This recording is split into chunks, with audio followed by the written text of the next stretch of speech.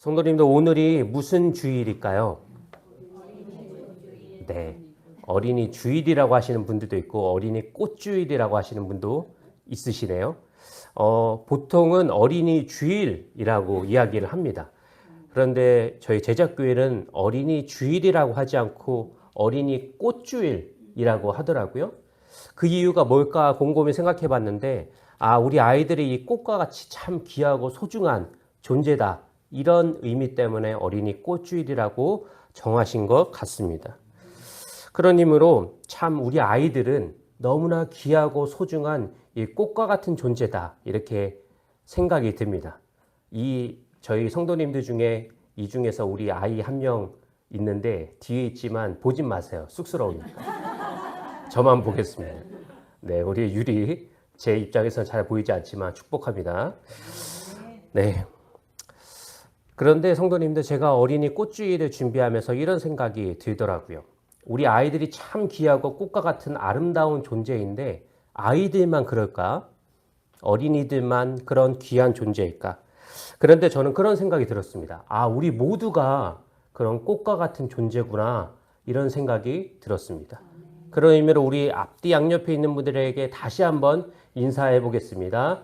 당신은 꽃과 같은 존재입니다. 시작.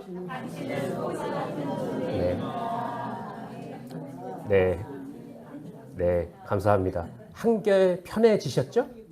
네. 아까 처음에는 좀 굳어 계셨는데 지금은 훨씬 부드러워진 것을 느낍니다. 성도님들 맞아요. 우리는 모두 꽃과 같은 존재입니다. 그래서 원래는 어버이 주일 때 꽃을 드려야 하는데 그때도 드려야 되고, 어린이 주일인데 왜 어린이에게만 꽃을 줄까 하는 생각에 그냥 제가 비누꽃이에요. 이게 비누꽃입니다. 생화는 아니에요. 생화 너무 비싸서 비누꽃으로 준비했습니다. 그래서 제가 이 꽃을 좀 하나씩 나눠 달라고 저희 장로님께 부탁을 드리면서 우리 성도님들이 이렇게 우리 모두가 꽃과 같은 존재구나, 이것을 좀 기억하셨으면 좋겠다, 이런 생각을 하며 드렸습니다. 성도님들, 우리는 남자건 여자건 나이가 많건 적건 어떤 상황이든지 간에 모두 꽃과 같은 존재입니다. 아멘이시죠? 네. 우리가 이것을 절대 잊지 말아야 한다는 겁니다. 그런데 성도님들, 우리가 방금 이 꽃과 같은 존재를 이야기할 때 아름답다라고 이야기를 했는데 왜 꽃과 같은 존재가 아름다울까요? 왜 꽃과 같은 존재, 왜 꽃은 아름다운 걸까? 크기가 커서 그럴까? 아니면 향이 있어서 색깔이 진해서? 아닙니다. 꽃이 아름다운 이유는 딱 하나입니다. 바로 하나님이 주신 고유한 색깔, 향기가 다 묻어나오기 때문입니다. 즉 하나님이 그 꽃을 허락하셨다는 것이죠. 장미는 장미대로 아름답고 민들레는 민들레대로 아름답습니다. 들에 핀 작은 꽃도 그 모습 그대로 아름답다라는 것이죠. 그런데 재밌는 것은 그토록 아름다운 꽃이 정작 자신은 아름답다라는 걸 알지 못할 때가 많이 있습니다. 나는 참 예뻐, 나는 참 귀해, 이게 아니라 난 왜 이렇게 못났을까? 나는 왜 저 꽃보다 화려하지 않고 왜 나는 저 사람보다 못할까? 이런 생각이 있다는 겁니다. 성도님들, 하나님은 우리를 꽃과 같은 존재로 창조하셨습니다. 아멘. 하나님은 우리를 꽃과 같은 존재, 세상에서 가장 아름다운 존재로 창조하셨습니다. 이것을 잊지 마셔야 합니다. 그런데 참 우리는 자꾸만 우리 자신을 시든 꽃이라고 생각합니다. 자꾸 나보다 다른 꽃이 더 아름답다라고 생각할 때가 있습니다. 자녀도 가족도 마찬가지죠. 자녀와 가족 너무나 사랑합니다. 너무나 귀해요. 잘 되기를 기도합니다. 그러나 어느 순간 사랑보다 걱정이 앞설 때가 있고 걱정보다는 비교할 때가 자꾸만 있다는 겁니다. 옆집에 걔는 안 그러는데, 내 형은, 내 가족은 안 그러는데 넌 왜 그러니? 나에게도 자녀에게도 남에게도 마찬가지라는 것이죠. 너무나 소중한 존재인데 이 꽃과 같은 아름다운 모습을 먼저 보기보다는 그 사람의 부족함이 먼저 보입니다. 가시와 같은 연약함이 먼저 보인다는 것이죠. 그래서 그런 우리에게 오늘 본문이 뭐라고 이야기하고 있느냐? 지금 내가 보는 너의 모습은 어떠한가? 지금 네가 보고 있는 그 사람의 모습은 어떠한가? 나를 향한 그리고 남을 향한 지금 우리의 시선은 어떠한가를 묻고 있다는 것이죠. 오늘 본문 좀 1절을 다 같이 좀 보겠습니다. 오늘 본문 1절을 좀 띄워주시겠어요? 네, 우리 한번 다 함께 1절을 읽도록 하겠습니다. 시작. 예수께서 거기서 떠나 다시 모여들거늘 예수께서 다시 전례대로 가르치시더니 아멘. 당시 예수님께서는 사람들이 놀랄 만한 기적을 펼치셨죠. 오병이어의 사건부터 죽은 아이를 소생시키시고 놀라운 병든 자를 치료하셨습니다. 이것을 본 백성들이 어떤 반응이었을까? 당연히 예수님께 몰려들 수밖에 없었다는 것이죠. 그런데 그곳에 모인 수많은 백성들 중에는 자신의 아이를 데려온 자들도 분명히 있었습니다. 그리고 그 아이를 예수님께서 축복해 주시기를 소망하고 있었습니다. 당시의 유대 사회에서는 명망이 높은 랍비나 선생에게 자신의 아이가 축복해 주길 원하는 모습은 굉장히 자연스러운 일이었습니다. 이상한 일이 아니었으니까 당연히 예수님께도 그런 사람들이 있었다는 것이죠. 그런데 그 수가 좀 많았나 봐요. 내가 먼저 갈 거야. 내 자녀가 먼저야. 막 소란이 생기기 시작했다는 것이죠. 도저히 예수님께서 이 말씀하기 어려운 지경에 처하니까 그때 일을 지켜본 제자들이 어떻게 하는가? 야, 이게 무슨 소란인가? 조용히 해야지. 그 사람들을 꾸짖는 모습을 오늘 본문에서 확인할 수가 있습니다. 오늘 보면 13절을 좀 보겠습니다. 우리 13절을 다 함께 읽도록 하겠습니다. 시작. 사람들이 예수께서 만져주심을 바라고 어린아이들을 데리고 오매 제자들이 꾸짖거늘. 아멘. 성도님들, 솔직히 자녀를 축복해달라는 이 모습, 마음 너무 당연한 겁니다. 만약 성도님들 가운데 오늘 이 자리에 예수님이 이 자리에 딱 오시면 우리 중에서 누가 자기의 자녀를 축복해달라고 하지 않을 사람이 누가 있을 것인가? 당장 저라도 저희 채원이 지금 이 자리에는 없지만 저희 채원이를 당장 데리고 오라고 해서 축복을 받을 것만 같아요. 그리고 제자들의 반응은 어떠한가? 사실 제자들의 반응도 당연한 겁니다. 말씀하시는데 방해가 돼요. 예수님이 말씀하시는데. 너무나 소란스러워요. 그들을 정리하고 질서를 유지한다는 것이 왜 잘못일까? 왜 잘못일까? 그러나 예수님의 반응은 칭찬하시는커녕 화를 내십니다. 그들을 혼내셨다는 것이 오늘 본문 14절에 나와 있습니다. 오늘 본문 14절을 우리 한번 다 함께 읽도록 하겠습니다. 시작. 예수께서 보시고 노하시어 이르시되 어린아이들이 내게 오는 것을 용납하고 금하지 말라. 하나님의 나라가 이런 자의 것이니라. 아멘. 내게 오는 것을 금하지 말라. 좀 이상하지 않으세요? 소란을 정리하고 있잖아요. 상황을 정리하고 있고 잘못된 게 아니에요. 그런데 예수님은 제자들을 혼내셨어요. 심지어 하나님의 나라가 이런 아이들의 것이라고 이야기를 하셨습니다. 저는 오늘 말씀을 계속 묵상하면서 왜 예수님께서 이렇게 말씀하셨을까? 계속 고민했습니다. 혹시 예수님이 공감 능력이 떨어지신 걸까? 그건 아닌 것 같고요. 그러면 뭔가 오해가 있는 걸까? 에이, 설마 예수님이, 하나님이신 예수님이 그러셨을까? 그렇다면 왜 그랬을까요? 왜 예수님은 어린아이들을 막던 제자들을 혼내신 걸까? 그건 바로 어린아이를 바라보는 제자들의 시선이었습니다. 제자들에게 아이들은요, 방해하는 존재로 보였다는 것이죠. 중요하지 않은 존재로 보였다는 겁니다. 즉, 제자들의 시선으로만 아이들을 바라보고 있었다는 것이죠. 성도님들, 혹시 우리도 이럴 때가 있지 않을까 생각해 봅니다. 내 자녀, 손자, 손녀가 보입니다. 그러나 그들의 마음은 보이지 않을 때가 있습니다. 내 부모, 할아버지, 할머니가 보입니다. 그러나 그들의 허한 마음은 보이지 않을 때가 있습니다. 내 주변의 이웃 성도들을 보지만 지극히 내 생각으로 그들을 판단하고 바라보고 있다는 것이죠. 성도님들, 지금 혹시 내 옆자리에 있는 사람을 한번 보셨으면 좋겠어요. 저 보지 마시고 한번 옆에 있는 사람, 옆에 있는 분, 앞뒤 양옆에 있는 분들 잠깐 보세요. 쑥스러우시면 곁눈질이라도 한번 보세요. 제가 이유가 있어서 말씀드린 거예요. 한번 보세요. 성도님들, 지금 우리가 보고 있는 그 사람이 가족일 수도 있고 이웃일 수도 있고 성도님일 수도 있습니다. 그런데 내가 지금 방금 바라봤던 그 사람이 어떤 존재인가? 소중한 존재라는 겁니다. 꽃과 같은 귀한 존재라는 겁니다. 하나님이 사랑하시는 꽃과 같은 귀한 존재라는 거예요. 내 옆에 있는 그 사람, 가족, 자녀, 성도, 이웃 모두가 그런 존재라는 겁니다.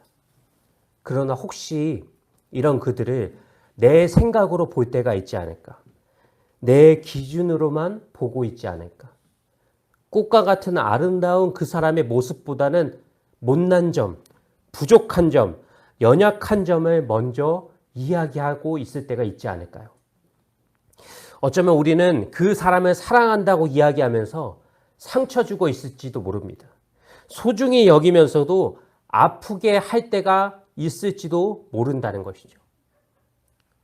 잠깐 저희 부모님 좀 이야기를 하고 넘어가겠습니다. 제가 설교 시간에 저희 부모님 이야기를 종종 하는데 죄송하긴 하지만 지금 정혜천 목사님과 함께 성지순례를 가셨기 때문에 이거를 전혀 모르기 때문에 제가 지금이 적기다 생각하고 다시 한번 말씀드릴게요. 저에게는 2살 그 위에 형이 한 명 있습니다. 근데 저희 형은 지금은 제가 비록 외모가 조금 좋아졌지만 조금이라고 말씀드렸습니다. 많이라고 말씀 안 드렸고. 근데 옛날에는 제가 별명이 제가 설교 시간에도 말씀드렸지만 산적이었어요. 산적. 잘 안 믿기시는 눈치시죠? 네, 저만 그렇게 생각하고 있을게요. 아니라고 생각하시면 그 마음은 잠깐 갖고 계시고. 그런데 저와 달리 저희 형은요, 별명이 귀공자였습니다. 나이가 좀 있으신 분들은 이 배우를 다 아실 거예요. 배용준. 다들 아시죠? 네. 놀라시죠? 네. 배용준을 닮았다는 얘기를 참 많이 들었습니다. 그러니까 한번 생각해 보세요. 산적과 귀공자. 산적과 배용준이 같이 있다고 생각해 보세요. 그 누구도 형제라고 생각을 못 합니다. 그리고 저희 형은 굉장히 공부를 잘했습니다. 모범생이었어요. 그런데 저는 사실 지금도 마찬가지지만 솔직히 공부가 싫습니다. 지금은 어쩔 수 없이 해야 되니까 하지만 그때로 돌아가도 저는 공부는 안 할 것 같아요. 그러니까 제가 부모님께 어떤 이야기를 들었을까요? 야, 민가가 너 왜 그러니? 니네 형을 좀 닮아라. 이런 이야기를 들었을까요? 안 들었을까요? 귀에 못이 박히도록 들었습니다. 너무 많이 들었어요. 물론 왜 그러셨는지 지금은 잘 알죠. 당연히. 사랑하셔서 하시는 말씀, 더 잘 되기를 하는 마음을 지금은 너무나 잘 알고 있습니다. 그러나 어린 제 마음에 사실 상처가 됐어요. 아, 나는 인정받지 못하는 존재구나. 나는 늘 비교당해야만 하는 존재구나. 이런 생각이 참 아팠던 기억이 납니다. 성도님들, 혹시 이 자리에 있는 우리도 이런 말을 할 때가 있지 않을까 고민해 봤으면 좋겠습니다. 이것은 자녀에게만 해당되는 것이 아닙니다. 우리 부모님, 할아버지, 할머니, 우리 이웃과 성도들 모든 사람들에게 마찬가지입니다. 아유, 저 사람은 왜 저렇게 고집이 셀까? 아유, 저 사람은 도대체 왜 저럴까? 사랑하지만 여전히 내 생각으로 그 사람을 바라봅니다. 그렇기에 부모님의 외로움도 보지 못하고 그 사람의 아픔도 보지 못하고 서러움도 보지 못한다는 것이죠. 성도님들, 어쩌면 우리는 하나님께서 귀한 꽃과 같이 지으신 그 사람을 시든 꽃처럼 바라보고 있을지도 모릅니다. 내 자녀도, 부모도, 배우자도, 심지어 나 자신도 마찬가지입니다. 자꾸만 안 좋은 점을 먼저 바라보고 부족한 점만 이야기합니다. 그러니 안 좋은 말이 튀어나오게 되고 관계가 힘들어지는 것이죠. 오늘 본문에서 예수님은요, 바로 이 지점을 이야기하고 계셨다는 겁니다. 예수님께서는 제자들이 막던 아이들을 막지 말라라고 이야기하셨습니다. 그리고 그 아이들을 가까이 오라고 하신 다음에 직접 안수하시고 축복하셨습니다. 오늘 본문 16절에 그게 잘 나와 있는데요. 우리 한번 16절을 다 함께 읽도록 하겠습니다. 시작. 그 어린아이들을 안고 아멘. 성도님들, 당시 유대 사회에서는 이 아이들은요, 존중받지 못하던 존재들이었습니다. 그래서 백성이 술을 셀 때도 이 성인 남성을 중심으로 셀 정도였다고 해요. 그러나 예수님은요, 그런 어린아이들을 다르게 보셨습니다. 나중에 어른이 되면 와, 더 잘하는 존재가 됐으면 와, 이렇게 하지 않으셨어요. 그 모습 그대로 안아주시고 축복하셨습니다. 사람들에게 무시받던 아이들을, 중요하게 여기지 않던 아이들을 인정하셨다는 겁니다. 오히려 너희가 낮게 보던 이 아이들이 진짜 하나님 나라의 백성이다, 이렇게 이야기하고 있었다는 것이죠. 성도님들, 이것이 바로 예수님의 시선입니다. 이것이 바로.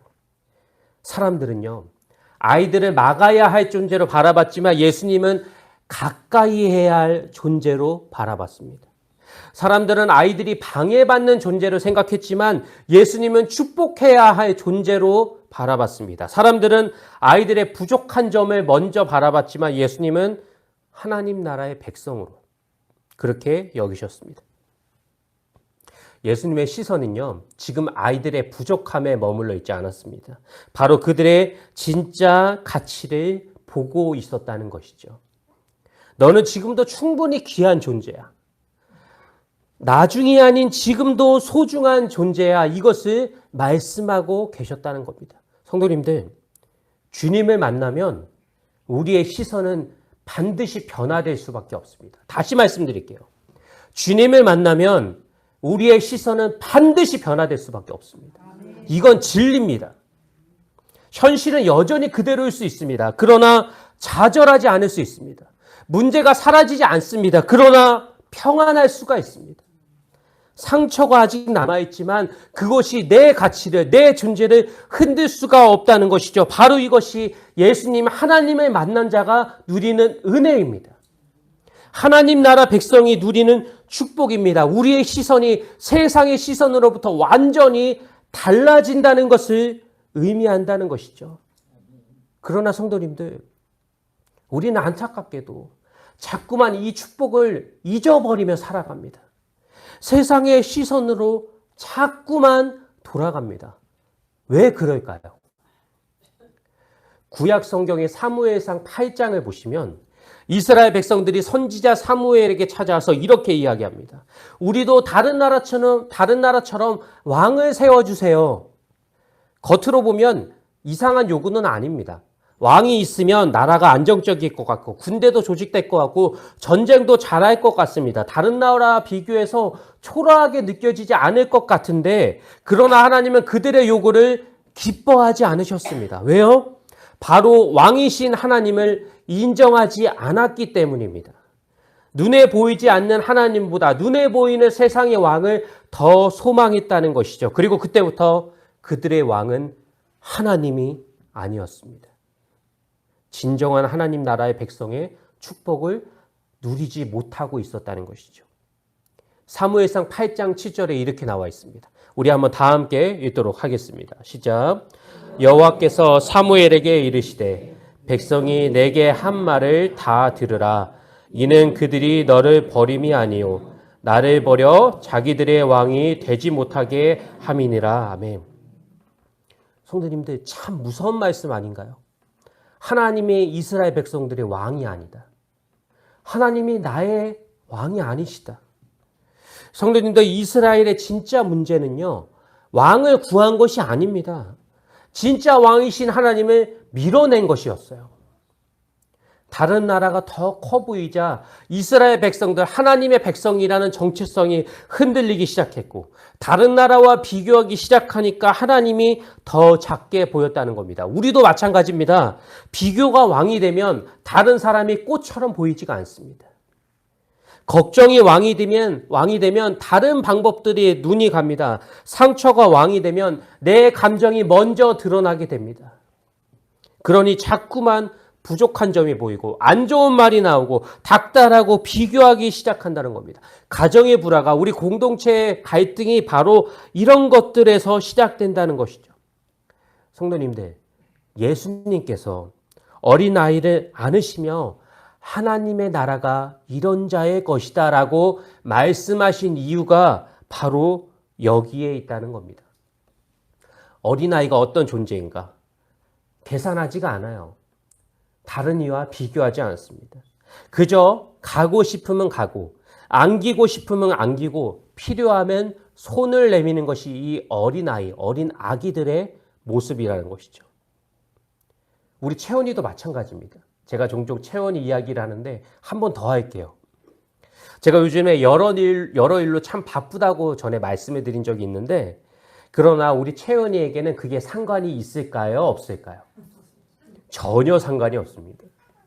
그저 안기고 싶으면 안깁니다. 놀고 싶으면 놉니다. 필요하면 바라봅니다. 채연이에게는요, 제가 무슨 일을 하든, 제가 바쁘든, 어떤 상황이든, 어떤 상태든 상관이 없습니다. 그저 저만 바라보면서 다가와서 안깁니다.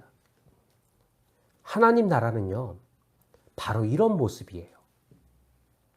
내가 증명되어야지만 들어가는 곳이 아닙니다. 내가 뛰어나야지만 인정받는 곳이 아니라는 거예요. 바로 왕 대신 하나님께 어린아이와 같이 순전한 마음으로 내가 나아가는 것입니다. 성도님들, 채원이가 저에게 다가올 때 제가 어떻게 할까요? 설교를 쓰고 있을 때, 일을 하고 있을 때 채원이가 다가오면 제가 방문을 쾅 닫으면서 나중에 와, 엄마랑 놀아, 이렇게 이야기할까요? 네. 근데 솔직히 가끔은 바쁠 때는 조금 그런 생각이 들 때가 있습니다. 근데 아직까지 그런 적은 없어요. 채원이가 제가 아무리 바빠도 저에게 다가오면 저는 양팔을 쫙 벌리고 안아줍니다. 제가 바쁘든 채원이가 어떤 모습이든 상관이 없습니다. 왜요? 제 딸이니까요. 사랑하고 쓰다듬어주고 뽀뽀를 해줍니다. 그 모습만으로도 충분히 사랑스러운 꽃과 같은 존재라는 것이 느껴지기 때문이죠. 성도님들, 하물며 인간의 부모가 이런 마음인데 우리를 창조하신 하나님 아버지의 마음은 어떠할까? 우리를 창조하신 하나님 아버지의 마음은 어떠할까? 그분은요, 우리가 부족할 때 밀어내는 분이 아니에요. 더 완벽해져서 오라고 말씀하지 않으십니다. 왜요? 그분의 사랑을 받는 그분의 자녀이기 때문이죠. 성도님들, 우리 모두가 이런 은혜를 받았습니다. 죄의 모습, 상처투성이로 가득한 우리를 십자가의 은혜로 하나님의 자녀 삼아 주셨습니다. 꽃과 같은 존귀한 자다 인정하셨습니다.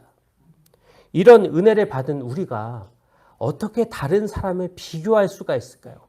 이 은혜는 우리만 누리는 것이 아닙니다. 그 사람도 받았다는 것이죠. 어찌 내 가족을, 내 자녀를, 내 부모를, 내 이웃을, 내 성도를 비교하며 이야기할 수 있을까요? 물론 솔직히 이것이 쉽지만은 않습니다. 자꾸만 다른 이의 못난 점이 먼저 보이고 부족한 점이 비교될 때가 있기 때문입니다. 그래서 우리에게 정말 중요한 것이 있습니다. 그것이 무엇이냐? 그때마다 주님을 바라보는 것이죠. 그때마다 왕 대신 주님이 부어주신 그 은혜를 우리가 묵상하며 기억하며 살아가는 겁니다. 내 가족의 기대에 못 미쳐서 나도 모르게 화가 날 때, 다른 이와 못난 점이 비교되기 시작할 때, 그때 잠깐 멈추는 거예요.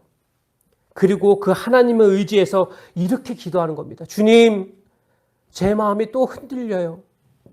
또다시 비교해요. 당신의 시선으로 바라보지 못할 때가 많아요. 내 가족을, 내 이웃을, 내 교회를 은혜로 대할 수 있도록 인도해 주세요. 성도님들, 이것이 바로 왕 대신 주님을 바라보는 삶, 하나님 나라에 거하는 자의 모습이라는 것이죠. 혹시 오늘 예배 마치고 솔직히 그런 마음이 들 수도 있어요. 운전을 하다가 아니면 댁에 돌아가셔서 가족의 자녀의 눈을 마주쳤는데 마음에 들지 않은 모습이 딱 들 수가 있습니다. 아우, 그 뒤에 말은 생략할 텐데 어쨌든 그렇게 마음에 들지 않았대. 그때 오늘 말씀은 우리가 꼭 기억했으면 좋겠습니다. 주님, 저 사람도 꽃과 같은 존재임을 믿게 하여 주옵소서. 부족한 점만 바라보는 제 시선을 바꾸어 주시옵소서. 제 마음 가운데 하나님의 은혜만 가득 넘치게 하여 주옵소서. 바로 이 고백이 우리 안에 일어날 때 우리는 분명 비교의 죄에서 벗어날 수가 있습니다.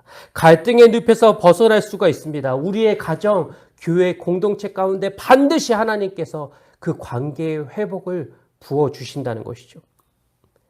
앞서 고백한 것처럼 제 마음에도 다른 사람들과 늘 비교당하던 이 상처가 있었습니다. 야, 쟤는 저런데 너는 왜 그러니? 이 말이 참 오랫동안 남아 있었죠. 그러나 이런 저를 하나님이 만나 주셨을까요? 안 만나 주셨을까요? 네, 만나 주셨으니까 이 자리에서 간증하고 있겠죠. 오랫동안 저를 붙잡고 있던 이 비교의 사슬, 상처와 아픔에서 저를 자유케 하셨습니다. 진짜 제 가치를 깨닫게 해주신다는 것이죠. 그때부터 제 시선이 달라지기 시작했습니다. 예전에는 비교되는 말을 들으면 서운했어요. 아팠어요. 화가 났습니다. 그러나 주님의 은혜를 기억하니까 내 마음에 있으니까 부모님의 마음이 조금씩 이해가 되기 시작했어요. 아, 부모님이 날 사랑하셔서 하시는 말씀이구나. 물론 솔직히 서운한 마음이 한순간에 싹 사라진 건 아니에요. 여전히 제 마음에 남아있을 때도 있고 상처의 기억이 완전히 없어진 것은 아니지만 그러나 부모님을 향한 시선이 달라졌다는 것이죠. 제가 받았던 상처에 제가 더 이상 휘둘리지가 않을 수 있었다는 겁니다.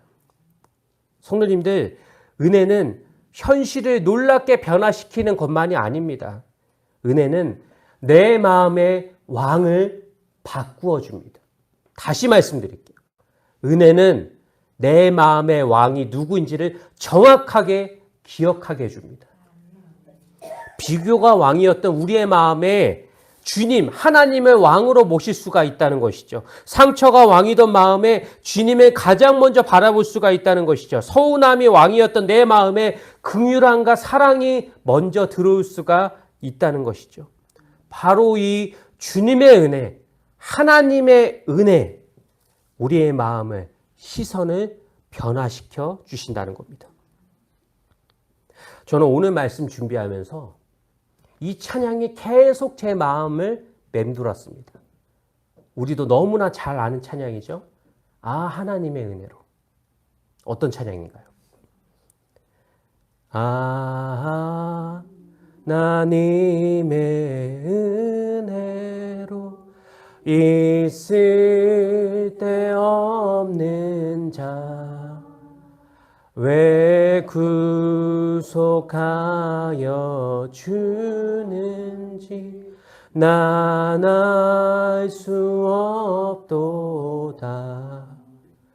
내가 믿고 또 의지함은 내 모든 형편 하시는 주님 늘 보호해 주실 것을 나는 확실히 아네. 내가 믿고 또 의지함은 내 모든 형편 아시는 주님 늘 보호해 주실 것을 나는 확실히 아네. 아멘. 성도님들, 은혜는요 우리를 살립니다. 은혜는 우리의 시선을 바꿉니다. 은혜는 우리의 가정을, 교회를, 공동체를, 바로 그 사람을 사랑하게 해줍니다. 그러므로 성도님들, 오늘 우리가 붙들 것은 딱 하나입니다. 왕이신 주님, 그 주님을 바라보는 것이죠. 그 은혜 안에 거하는 겁니다. 그 은혜로 다른 일을 바라보는 것이죠. 사랑하는 성도님들, 오늘 우리는 어린이 꽃주일로 예배를 드리고 있죠. 꽃과 같은 우리의 자녀들, 손자, 손녀, 행복하고 잘 되기를 바라는 마음 모두 마찬가지일 겁니다. 그들을 위해서 기도하는 분들도 분명히 계실 겁니다. 그러나 성도님들, 오늘 말씀은요, 우리에게 한 가지를 더 이야기합니다. 바로 꽃과 같은 존재는 우리의 자녀들만이 아닙니다. 누구냐? 바로 하나님 앞에서 우리도, 나 자신도 그런 꽃과 같은 존재라는 겁니다. 나이가 많아도, 연약해도, 부족해도 하나님 앞에서 우리 모두는 꽃과 같은 존재라는 겁니다. 우리가 이것을 기억하고 나아갔을 때 자꾸만 못나 보이는 그 사람, 내 마음에 안 드는 가족, 시들해진 것 같은 나의 모습도 하나님 안에서 여전히 꽃과 같은 모습이라는 것을 우리가 기억할 수가 있다는 겁니다. 이 시선, 이 변화 어떻게 가능하다고요? 바로 하나님의 은혜 안에서 가능하다는 것이죠. 우리의 왕 되신 그 주님을 바라볼 때 가능하다는 것입니다. 사랑하는 성도님들, 오늘 이 말씀을 꼭 잊지 않기를 간절히 축복합니다. 성도님들의 가정, 교회 공동체 안에 바로 이 놀라운 시선의 변화가 일어나기를 간절히 축복합니다.